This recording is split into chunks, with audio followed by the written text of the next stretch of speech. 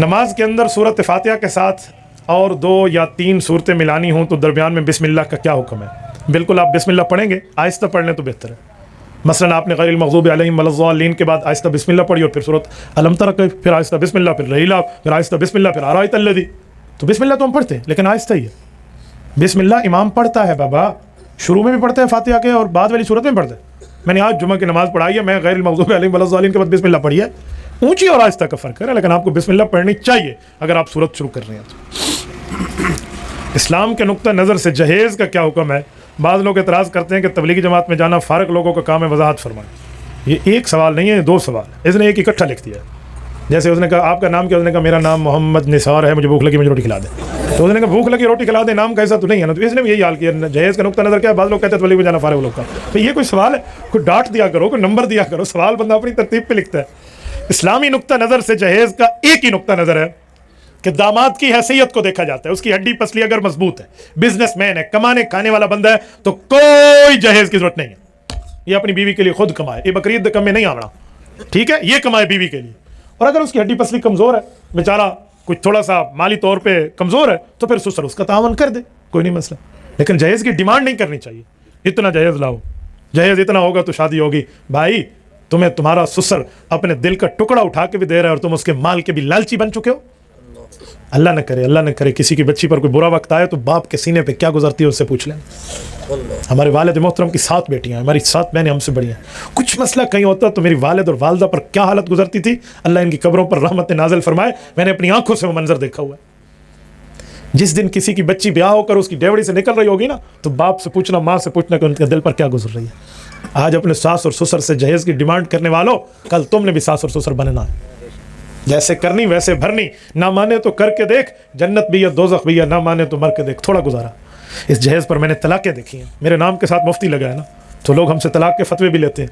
मैंने ऐसे ऐसे फतवों पर दस्तखत किए जो सिर्फ जहेज वजह था और कुछ भी नहीं थी, और तलाक दी थी। एक जालिम ने क्यों तलाक दिया कि ये जहेज 2 नंबर लकड़ी का बनवा के लाइए।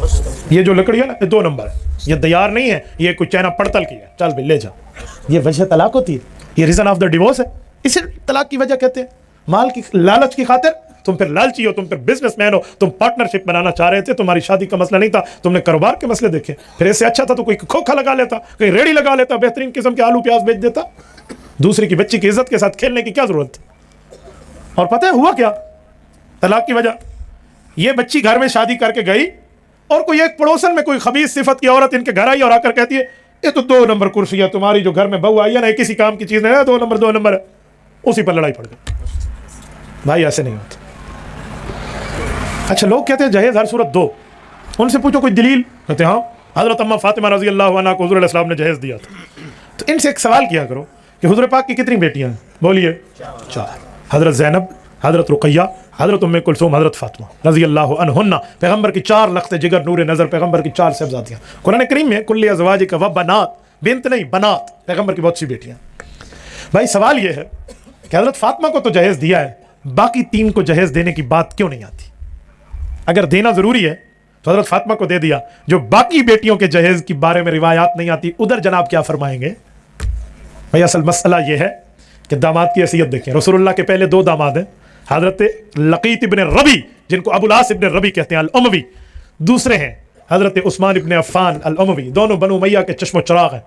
पहली बेटी के शौहर हज़रत ज़ैनब के शौहर हज़रत अबुल आस है, और रसूलुल्लाह की 2 बेटियां यके बाद दीगरे हज़रत उस्मान से शादी है। ये दोनों बिजनेसमैन आदमी हैं, खाते पीते हैं, कोई जहेज़ की बात नहीं है।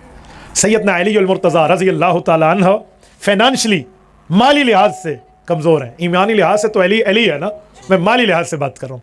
माली लिहाज से, माईशत के लिहाज से वहाँ इतनी मजबूती की बात नहीं है। तो रसूल पाक अलैहिस्सलाम ने बतौर तावन 2 छागल दिए हैं, 2 सिराने दिए हैं, 1 चक्की दी है, 2 पीने के गिलास दिए हैं और ये तरतीब दी है। अच्छा तुम्हें हज़रत फ़ातिमा ज़हरा रज़ी अल्लाह तआला अन्हा के जहेज़ की बात आपको याद है, तो मेरे भाई फिर जहेज़ भी वही दो जो हुजूर ने दिया था ना। तुम तो जहेज़ में कहते हो मोटरसाइकिल दे दो, मुझे कार दे दो, मुझे गाड़ी दे दो। अपनी हैसियत कभी आपने देखी है?